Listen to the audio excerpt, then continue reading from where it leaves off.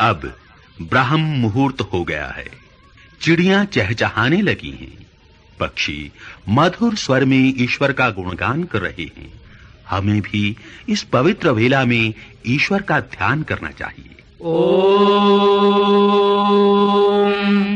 प्रातरग्निं प्रातरिन्द्रं हवामहे प्रातर्मित्रावरुणा प्रातरश्विना प्रातर्भगं पूषणं ब्रह्मणस्पतिं प्रातस्तोममुतरुद्रं हुवेम।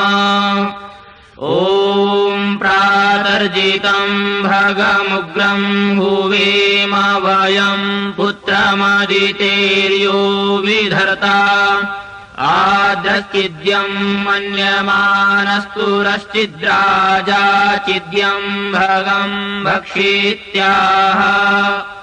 ॐ भगप्रणेतर्भग सत्यराधो भगेमां धियमुदवाददन्नः भगप्रणो जनय गोभिरश्वैर्भगप्रन्द्रिभिन्द्रिवन्तः स्याम।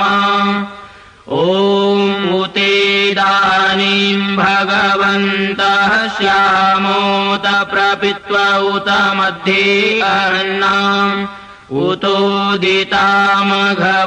सूर्यस्य वयं देवानां सुमतौ स्याम।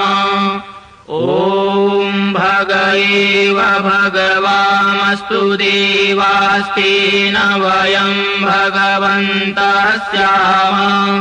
तन्त्वा भग सर्वयुज्यो हवेति स नो भग पुरयेता भवे।